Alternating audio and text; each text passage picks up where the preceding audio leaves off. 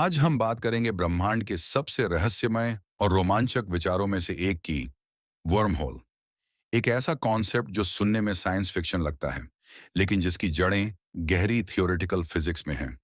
Worm hole का मतलब है स्पेस टाइम में एक ऐसा रास्ता, एक ऐसा शॉर्टकट जो दो बहुत दूर के पॉइंट्स को आपस में जोड़ देता है।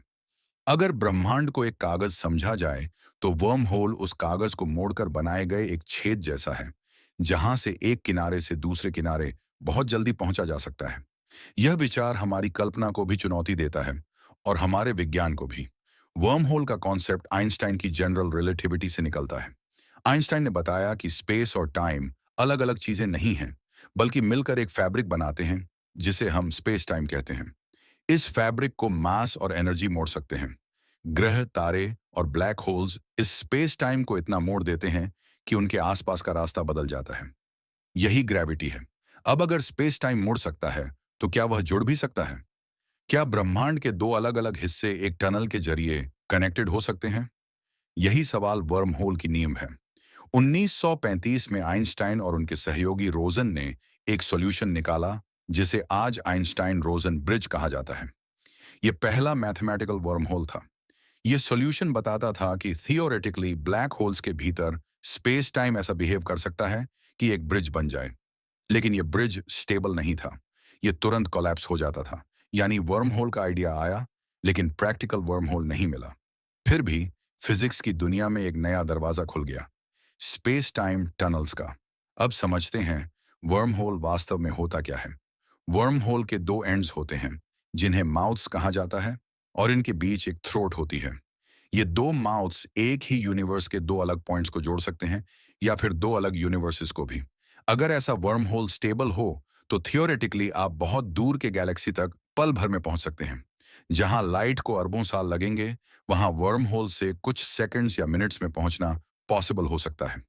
लेकिन यहां एक बड़ी प्रॉब्लम है, स्टेबिलिटी। जनरल रिलेटिविटी के इक्वेशंस बताते हैं कि वर्म होल्स नेचुरली अनस्टेबल होते हैं। जैसे ही कोई पार्टिकल या लाइट उनके अंदर जाती है, वर्म होल कोलैप्स हो जाता है।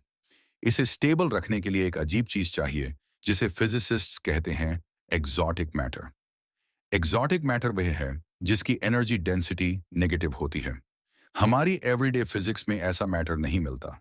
हालांकि क्वांटम मैकेनिक्स में कुछ इफेक्ट्स वन ऐसे हैं जहां नेगेटिव एनर्जी डेंसिटी दिखाई देती है, जैसे कैसिमिर इफेक्ट। ये उम्मीद देता है कि शायद प्रकृति में एक्सोटिक मैटर किसी रूप में पॉसिबल हो सकता है। वर्म होल्स और ब्लैक होल्स को लेकर अक्सर कंफ्यूजन होती है। ब्लैक होल एक ऐसा ऑब्जेक्ट है जहां ग्रेविटी इतनी स्ट्रांग होती है कि लाइट भी बाहर नहीं निकल सकती। वर्म होल जरूरी नहीं कि ब्लैक होल हो, लेकिन कई थियोरेटिकल मॉडल्स में वर्म होल्स ब्लैक होल्स से जुड़े हुए दिखाई देते हैं। कुछ थियोरीज कहती हैं कि हर ब्लैक होल के अंदर एक वर्म होल हो सकता है, जो किसी दूसरे रीजन या यूनिवर्स की ओर खुलता हो। लेकिन अभी तक यह प्योरली थियोरेटिकल है, ऑब्जर्वेशनल एविडेंस नहीं है। अब आता है सबसे एक्साइटिंग सवाल, क्या वर्म होल से टाइम ट्रैवल पॉसिबल है? फिजिक्स कहती है थियोरेटिकली हाँ। अगर एक वर्म होल के दो एंड्स अलग अलग टाइम फ्रेम्स में हों, तो आप पास्ट या फ्यूचर में ट्रैवल कर सकते हैं। यह आइडिया जनरल रिलेटिविटी के इक्वेशन से निकलता है। लेकिन यहाँ कॉसेलिटी का प्रॉब्लम आता है। अगर टाइम ट्रैवल पॉसिबल हो जाए, तो पैराडॉक्सेस पैदा होंगे, जैसे ग्रैंडफादर पैराडॉक्स। इसी वजह से कई फिजिसिस्ट्स मानते हैं कि प्रकृति खुद ऐसे टाइम ट्रैवल वर्म होल्स को अलाउ नहीं करेगी, या कोई मैकेनिज्म होगा जो पैराडॉक्सेस को रोक देगा। स्टीफन हॉकिंग ने इसे क्रोनोलॉजी प्रोटेक्शन कंजेक्चर कहा। क्वांटम मैकेनिक्स वर्म होल्स को एक और इंटरेस्टिंग एंगल से देखती है। कुछ मॉडर्न थ्योरीज जैसे क्वांटम ग्रेविटी और स्ट्रिंग थ्योरी सजेस्ट करती हैं कि माइक्रोस्कोपिक लेवल पर स्पेस टाइम में टाइनी वर्म होल्स हो सकते हैं, जिन्हें क्वांटम फोम कहा जाता है। प्लैंक स्केल पर स्पेस टाइम स्मूथ नहीं, बल्कि बबलिंग फ्लक्चुएटिंग स्ट्रक्चर है। इन टाइनी वर्म होल्स का डायरेक्ट यूज ट्रैवल के लिए नहीं, लेकिन वे यूनिवर्स की फंडामेंटल स्ट्रक्चर को समझने में मदद करते हैं। अब वर्म होल्स का कनेक्शन आता है एंटेंगलमेंट से। हाल के वर्षों में एक फैसिनेटिंग आइडिया सामने आया है, ER=EPR। इसका मतलब है आइंस्टाइन रोजन ब्रिज और क्वांटम एंटेंगलमेंट एक ही चीज के दो अलग एक्सप्रेशंस हो सकते हैं।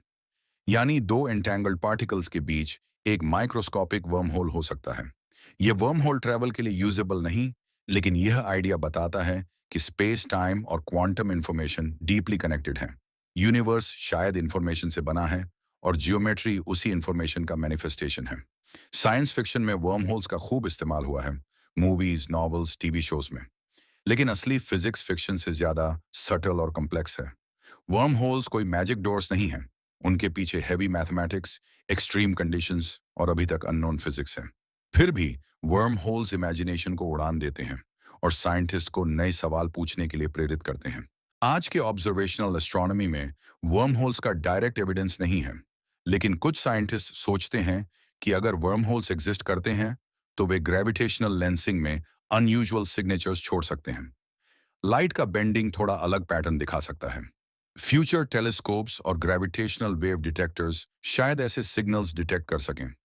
अगर कभी वर्म होल का ऑब्जर्वेशनल प्रूफ मिल गया तो फिजिक्स की दुनिया में वही इंपैक्ट होगा जो बिग बैंग या ग्रेविटेशनल वेव्स के डिस्कवरी का हुआ था। वर्म होल्स हमें एक डीपर फिलोसॉफिकल लेसन भी देते हैं। वे बताते हैं कि रियलिटी वैसी नहीं है जैसी हमें एवरीडे एक्सपीरियंस में दिखती है।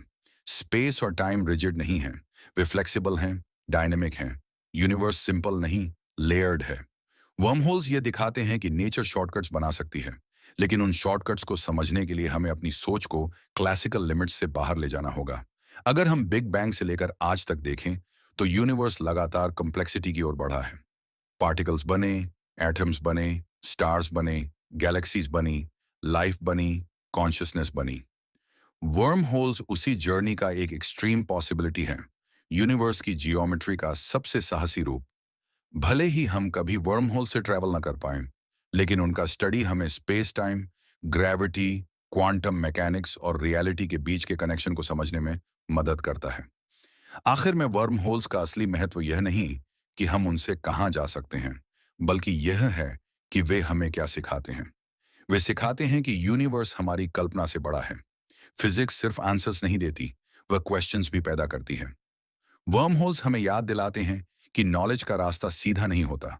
कभी कभी वह खुद एक वर्म होल जैसा होता है, जो हमें एक नए पर्सपेक्टिव में पहुंचा देता है। यही वर्म होल का सच है, एक थियोरेटिकल पॉसिबिलिटी, एक वैज्ञानिक चुनौती और एक दार्शनिक निमंत्रण। समाप्त।